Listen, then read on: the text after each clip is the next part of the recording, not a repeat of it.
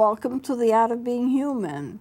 I've gone over in the last segment normal family dynamics, or at least to a certain extent. I just really wanted to give you a taste of it and how we treat families if they get into trouble. I did not want to get into it deeply, so I just kind of breezed through a little bit of it for you to get a taste of it. So what I want to do this session is to go into dysfunctional families. What is a dysfunctional family like, and how do you treat a dysfunctional family?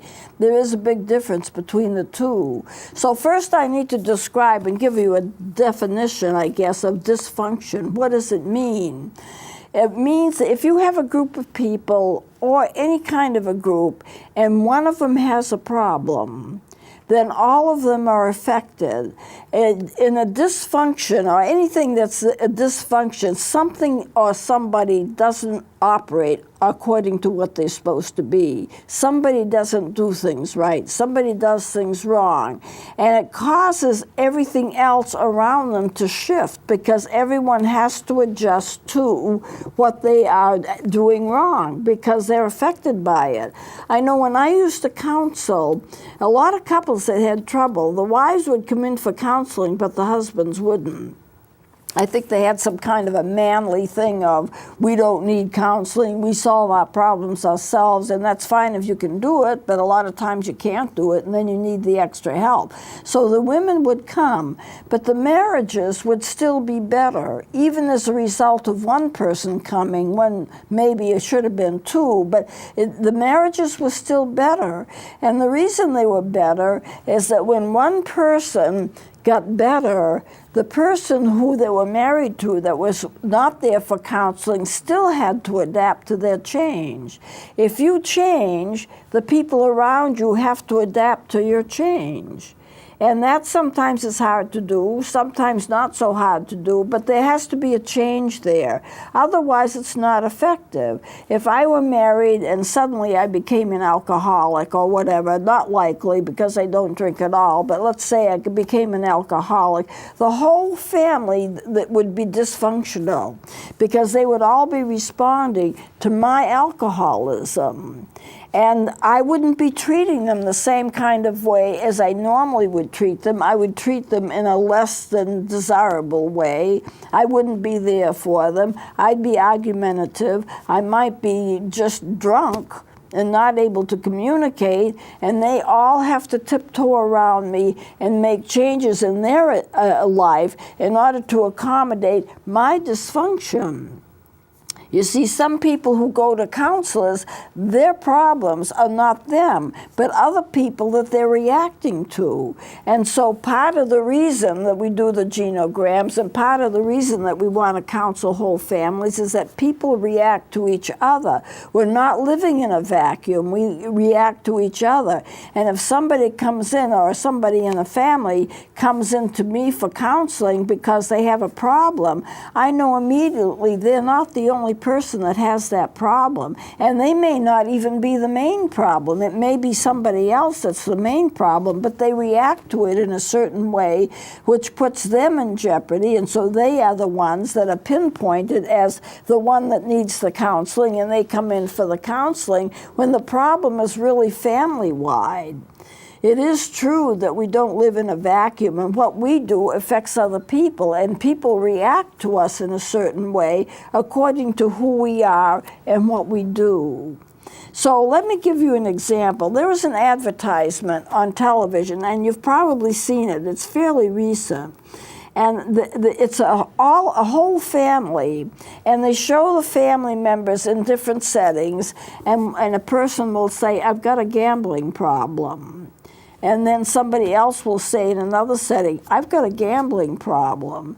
And then a parent will say, you know, I've got a gambling problem. And they all go through it. And then you see the family all together, and there's a young woman, probably early 20s, late teens, and she'll say, I am their gambling problem. In other words, she's the gambler. but she's affecting everybody else in the family, so therefore they have a gambling problem. In alcoholism, the same thing is true. An alcoholic is really skilled at blaming everybody else for their alcoholism. We see it all the time. Well, if you were a better wife, if you were a better husband, if you were a more obedient child, if you didn't have this problem, if you didn't have that problem, I wouldn't be drinking. It's your fault that I'm drinking. And you know, that's a bunch of garbage. People drink because they make the decision to drink, and they should not be allowed to blame anybody else for their drinking behavior or whatever else is going on in their lives that is a problem. You have to realize that what you do affects other people, but that doesn't mean you have the right to blame them. You know, the blame game just doesn't work in psychology. It just doesn't. You have to deal with things as they are, and some people do things wrong, and they have to take responsibility for that. But also people who react to them because of what they've done need to sort out their own feelings and get their own lives straight. And then the alcoholic has to respond to them. In an intervention, then everybody gets together, and this is a planned intervention, and they all speak. They bring the alcoholic in, and usually they don't want to be there, but they ask him to stay. And every person in the family tells the alcoholic how they've been impacted by their drinking. For example, a child might say, you used to be such a wonderful father. We did all kinds of things together, and we went to all kinds of shows together and games, and I just loved it when you were with me. And then you changed. You don't take me anywhere anymore. You argue with me. You're yelling at me all the time. I love you, but this is horrible. I can't put up with this. And when every family member goes through that process where they say, this is how your drinking affects me, and this is my experience with it, and this is what's happened to me because you're drinking, it just makes the alcoholic, since everybody's doing it, it's not just one person, since everybody's doing it, it makes him realize, or her realize, that I'm the one who's making all these changes in the family because of my behavior. So therefore, my behavior has to change so everybody else can be normal. Now, a friend of mine who's a counselor, a family counselor, he has a way of explaining it. He holds his hand out like it's an airplane. He says, supposing you have a family that's in an airplane, and the airplane is moving along straight, and it's fine. It's doing everything it's supposed to do. It's a good flight. Suddenly something happens to a person in the plane, and the plane tips. Everybody in that plane has also tipped. When one person tips, the whole plane tips. So that means everybody in that plane is tipped. Everybody is now flying sideways or in a slant because of one person's problem, because everybody is affected. So these are what you need to remember in terms of what affects you, affects everybody else. Now, what happens if, and in the modern day family, what happens if everybody is so busy that no one can pay attention to each other? Oh, you can't do that. I'm busy. I can't go to your game. I'm busy. I've got a meeting. I can't attend your recital. I've got to do this. My job comes first. What happens to the family? If the family can't stay together and they can't support each other, the family starts to get fractured. And what happens with the children, they look to their parents for support. When they're in that game, they're doing it for their parents. They want to show their parents, see how much I've grown, see how much I can do. They need that parental support. I can remember as a college professor, I used to have people working with me. They were assistants, and I would give them things to do, photocopying, typing, whatever. And they got paid by the college, so it was like a little job for them. And so I would be, asking them to do various things for me. And once in a while, somebody would come to me, one of my married students, and say, well, my son is in a concert tonight. And maybe I had a class scheduled or something. I always told them, go to your son's recital. Go to your child's game. They need you. You're their support. And don't bother with anything I'm doing. I would just excuse them and say, your family has got to come first. And it does have to come first. So what happens when we get so busy that we don't know what we're doing?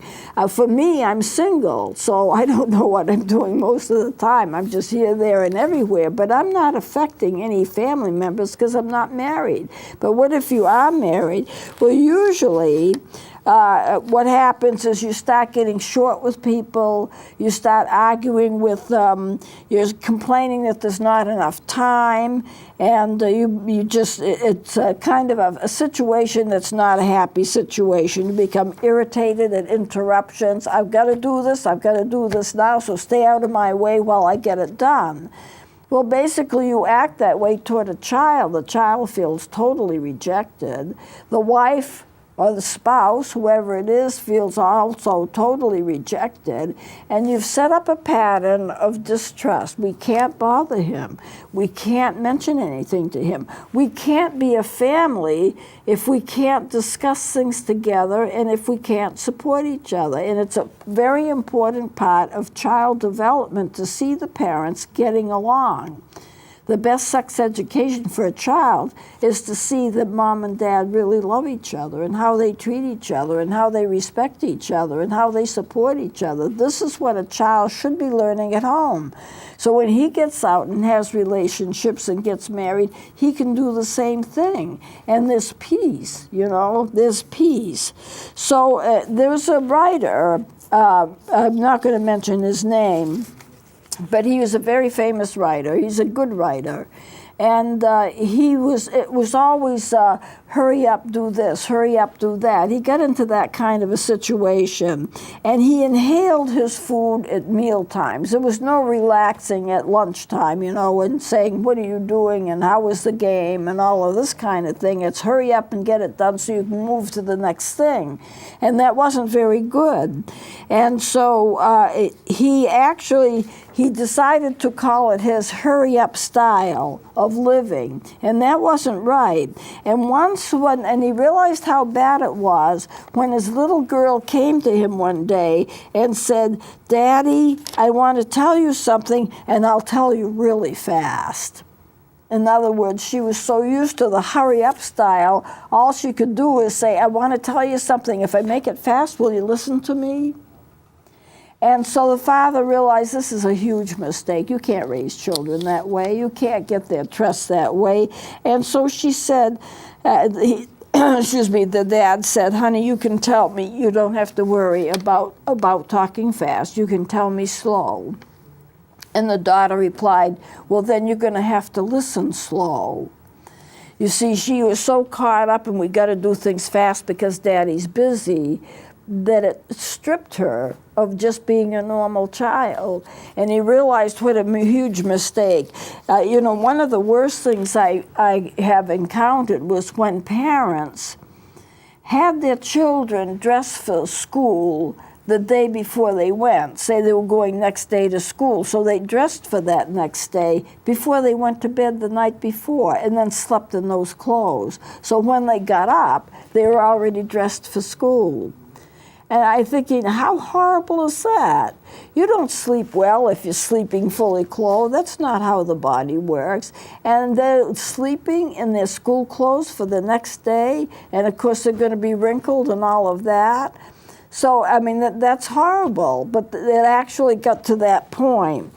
So at any rate, the man who was the author said, this is what I would want to do if I had to do it again. This is how I would do it if I had another shot at it.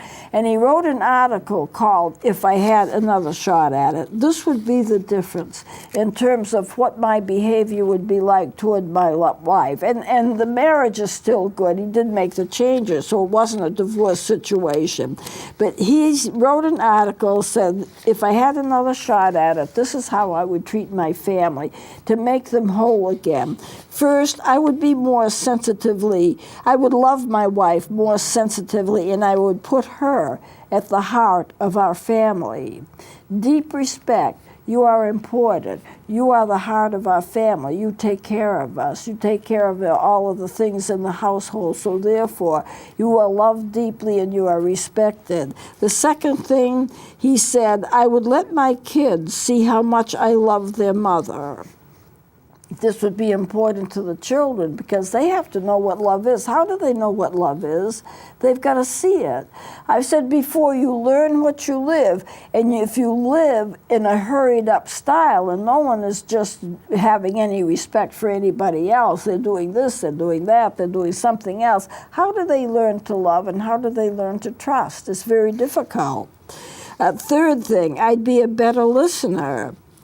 The average child asks 500,000 questions before the age of 15. I don't know how they calculated it, but it's written in the article that the average child asks 500,000 questions by the age of 15. And you need to answer those questions, and if you can't, you just need to say, well, I'm not sure about that. Let's try to find out together. You know, not, I can't be bothered with that. That's not important. Children get shortchanged all the time. You know, they ask a question and you think it's silly or it's rude or it's stupid. Well, they're 5 years old, they're 6 years old. What experience do they have in life? Why is the sky blue? There is an answer to that question. I always used to say, well, I'll tell you why the sky is blue, and I would explain to them at their age level the science that goes behind the color of the sky, because there is a science behind it. And it's not hard to understand, but when they're getting their questions answered, you may think it's going to drive you crazy, but how are they going to learn if they don't ask the questions? And they're asking because they want to know. And you sit down and you explain what you know. And if you don't know, well, I'm not sure about it. I'll try to find out. You don't demean them. You don't tell them that you're stupid because you're asking a question. You know, even though the words are not said, you're stupid because you're asking the question, the feeling is there. And the children, they can't understand why you don't understand where they're at. And you can't fake them out. I mean, they understand what's going on. They understand when you're irritated. They know what's happening in the family, even if you don't say. They have a sense of that. You want to bring them in a relationship where they're free to ask the questions, and even if they seem silly to you, they're not silly to the child that's asking the question. And even if it is, so what? You know? They're human too. Now, I would find more opportunities to give my kids a feeling of belonging, doing things together as a family. I would express more and better words of appreciation and praise. Honest compliments are important. And he writes a quote, I want to read this. If I had a teenager, I would cover him with praise. If he blew a trumpet, I'd try to find at least one note that sounded good to my ear, and I would say a good word about it. I'd find something every day that I could honestly brag on. Then I would brag on it. Not flattery, but honest compliments. Sincere praise is a confidence builder. And it is. I was at some kind of a function, and a teenage boy had just gotten a new phone, and he was so excited. Mom, see what this can do. Mom, see what that can do. And she just blew him off. Oh, it's just a phone. Well, it's not to him, you know. It's more than just a phone to him. It's something he's deeply interested in. It's something he wants to learn more about. If he was interested in the phone, I'd be interested in the phone. Even if I couldn't care less, at least I would try to care, at least for the sake of him. And, you know, a parent should be interested in what the child is interested in. There should be that kind of a bond. So what you love, I love. What you're interested in, I'm interested in too. Now, going on from here, I would spend more time with my family. There are 168 hours in a week. 40 hours for work, although most people work a lot more than that. I do, and I'm retired. 15 hours for overtime, lunch, driving to work and back, this kind of thing. 56 hours for sleep, and 57 hours left. What do you do in 57 hours? How much of that 57 hours are you going to be spending with your family and your children. Then going on from there, I would laugh more, I would make life more fun. The best way to make children good is to make them happy. If you let a child be happy, if you help them and let them be happy and work with them so they will be happy, you're not going to find them delinquent. I had one of my students when I was a college professor came in, and she had 2 beautiful children. She said, "My children are never in trouble." And I said, "Well, how do you accomplish that?" We are doing so many fascinating, interesting things in which they are included, that they're just having fun, learning about life and going on trips with us and seeing people and doing things. They don't want to get into trouble. It's not even on their mind to get into trouble. They love what we're doing. And we're doing a lot of interesting things. They're not thinking of, well, how can I make life more interesting? What can I do? You know, what can I get into? Because life is like an adventure for them anyway. And I thought, well, that's really good that they were able to do that. And also he mentioned he would laugh at their jokes. We manage big things in our lives. Somebody has a crisis, we manage it, but life is composed of a lot of little things. A lot of life is composed of little things.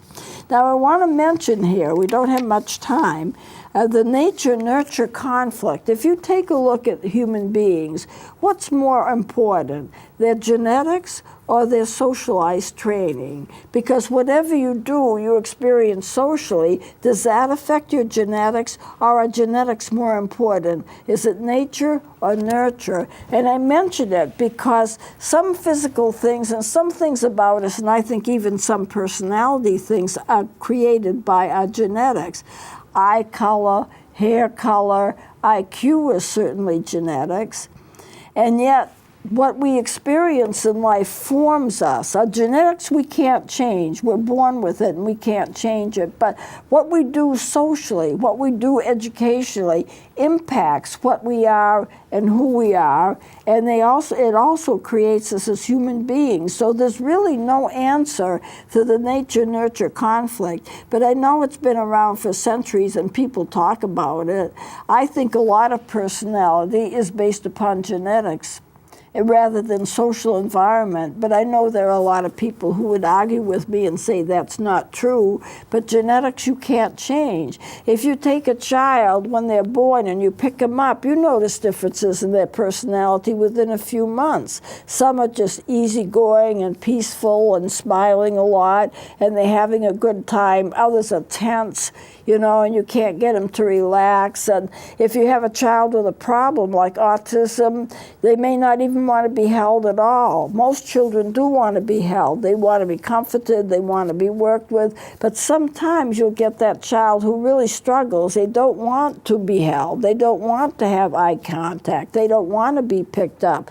And if you have a child like that, you do have a serious problem. And it's going to show up. It's showing up already in the fact that they don't want to have any intimate relationships with the person who's taking care of them. And that is not normal.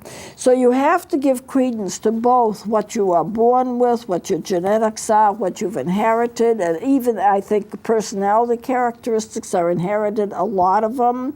If you take twins, identical twins, and you separate them at birth, and they're living with 2 completely different families, when they finally do meet each other, they're more like each other than they are the family members that they grew up with. So genetics plays a really important part. So you have to factor in genetics and what's going on with the physical nature of the person and to understand family dynamics. That has to be a part of the picture.